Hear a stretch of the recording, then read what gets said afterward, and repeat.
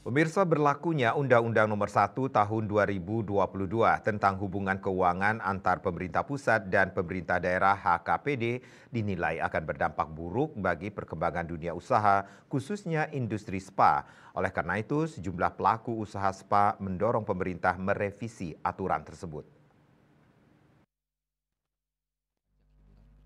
Menurut Direktur Lembaga Sertifikasi dan Profesi LSP Pariwisata, Akhyaruddin Yusuf, ada beberapa hal yang mendasari revisi perlu dilakukan. Salah satunya ada tumpang tindih aturan. Ia menilai Undang-Undang HKPD bertentangan dengan undang-undang lainnya. Dalam hal ini Undang-Undang Nomor 10 Tahun 2010 tentang kepariwisataan, terutama dalam pengelompokan jenis usaha yang termasuk ke dalam objek pajak barang dan jasa tertentu (PBJT). Sebab dalam pasal 50 dan pasal 55 Undang-Undang HKPD, pemerintah mengelompokkan jasa spa ke dalam jasa kesenian dan hiburan. Padahal di dalam pasal 14 Undang-Undang Pariwisata, usaha spa merupakan jenis usaha yang berbeda dengan penyelenggaraan kegiatan hiburan dan rekreasi. Selain itu, spa bukan industri hiburan. Jasa spa lebih tepat dikelompokkan berbeda dari kegiatan usaha hiburan atau rekreasi sebagaimana yang diatur di dalam Undang-Undang Pariwisata. Apalagi secara definisi spa memang bukan bagian dari aktivitas hiburan melainkan perawatan kesehatan. Spa juga merupakan bagian dari wellness sebagai payung besarnya.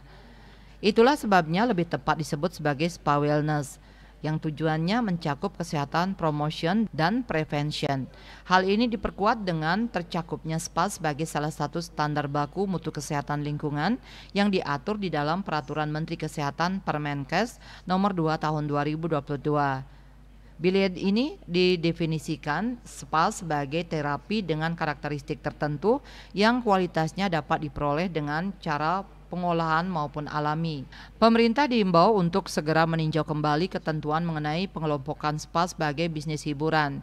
Jika dibiarkan, pihaknya khawatir akan menimbulkan ketidakpastian hukum dalam kegiatan usaha di Indonesia. Ia memaparkan spa wellness merupakan komoditas kesehatan bukan hiburan. Indonesia sebagai negara kepulauan terbesar di dunia dengan lebih dari 700 suku bangsa dan masing-masing suku bangsa memiliki kekayaan yang berbeda-beda, memiliki praktek bidang kesehatan dan kebugaran. Dengan kondisi seperti ini, pihaknya baru bisa menemukan 15 etnik pola pengobatan untuk kesehatan dan kebugaran dengan berbagai bukti empirisnya yang dilakukan oleh para ahli yang tergabung dalam asosiasi IWMA yang dikenal dengan Etna Prana.